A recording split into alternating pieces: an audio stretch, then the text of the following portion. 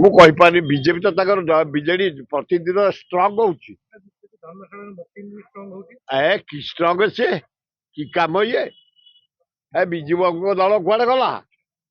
ମହତାବ ଜନ କଂଗ୍ରେସ ଗଲା, ଉତ୍କଳ ଗଲା, ଇଏ କି କଂଗ୍ରେସ ହବ? ଏ ପାଗଲ କଥା। ଆଉ ଯଦି ଗଲେ ମୁକିମ ନେତୃତ୍ୱରେ ଧନ୍ୟବାଦ। ନିର୍ଭର କରେ ଓଡ଼ିଶାବାସୀଙ୍କ ଉପରେ, ଜନତାଙ୍କ ଉପରେ, ଏ ନେତାଙ୍କ ଉପରେ ନୁହଁ। ବୁଝନ୍ତୁ କିଏ ଜାଣୁଛି? ଆମେ କଂଗ୍ରେସ।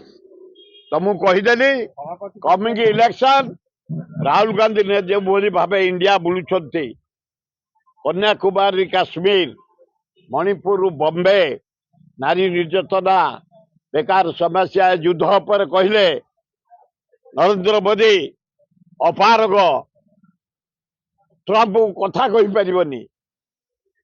ଯାହା କହୁଛନ୍ତି ରାହୁଲ ଗାନ୍ଧୀ ବଢିଆ କଥା କହୁଛନ୍ତି। ଆମ ଭକ୍ତଦା ଯୋଉ ପରିବାର ସଂଗଠନ ସୁଦୃଢ କରୁଛନ୍ତି, ଛାତ୍ର କଂଗ୍ରେସ, ଯୁବ କଂଗ୍ରେସ, ମହିଳା କଂଗ୍ରେସ, ଆମବାଲୁକୁ ଏକାଠି କରିବା।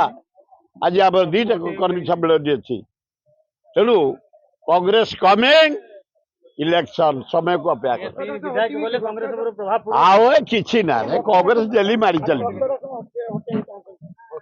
କିଏ ହଟେଇବ? ଯେ ରାହୁଲ ଗାନ୍ଧୀ ହଟେଇବେ, ସୋନିଆ ଗାନ୍ଧୀ ହଟେଇବେ, ଖଗଡେ ହଟେଇବେ, ଏଠି କେହି ନାହିଁ ହଟେଇବା। ସେଇ 3 ଜଣ ଯଦି ହଟେଇବେ ହଟେଇବେ। ଓଡ଼ିଶାରେ କେହି ନାହାନ୍ତି।